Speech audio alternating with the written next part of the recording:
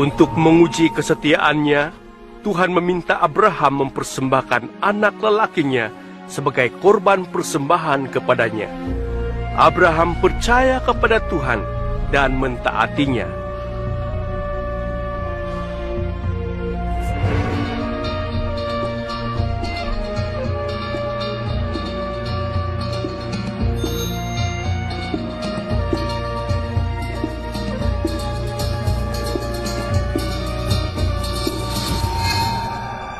Tetapi ketika dia mengangkat pisau untuk membunuh anak lelakinya, malaikat Allah menghalang dia. Dia tahu Abraham takut dan sedia mentaati Tuhan.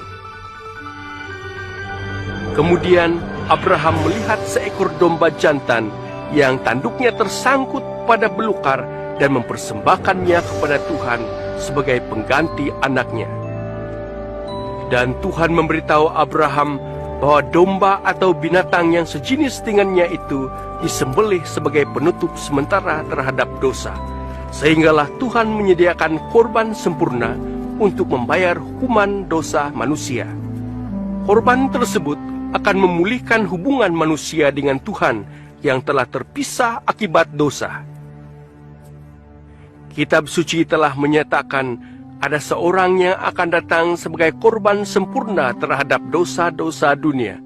Seperti domba jantan menggantikan tempat anak Abraham, orang yang akan datang itu juga akan menggantikan tempat manusia, supaya manusia mendapat pengampunan. Ada yang menyebut orang ini sebagai Mesias, yang akan datang untuk mendamaikan dunia kepada Tuhan sekali dan selama-lamanya.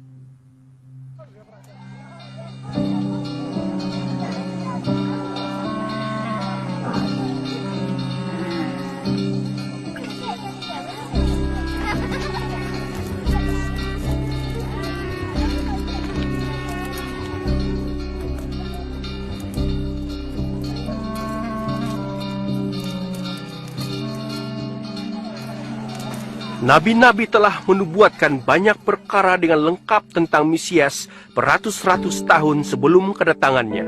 Nabi Yesaya telah menyatakan kelahirannya sebagai kelahiran yang ajaib. Seorang perawan akan mengandung seorang anak yang akan disebut dalam pengertian secara rohania, anak Allah.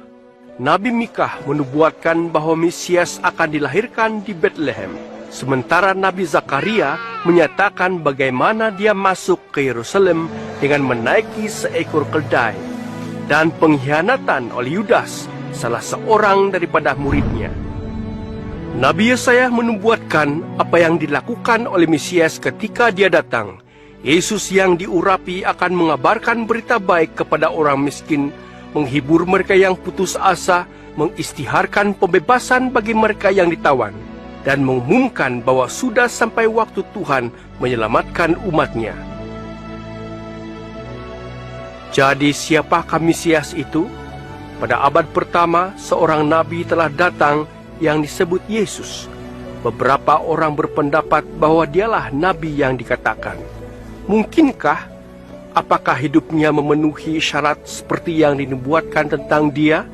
Apakah Yesus lebih daripada seorang nabi?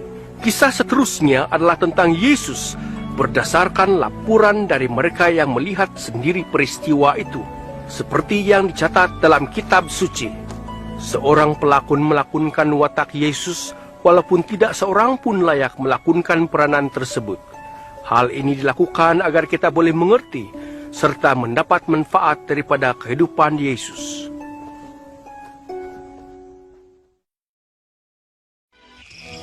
Aku menulis kepada kamu Theophilus yang dikasihi, satu laporan yang tersusun mengenai apa yang telah berlaku di antara kami, supaya kamu dapat mengetahui kebenaran segala sesuatu.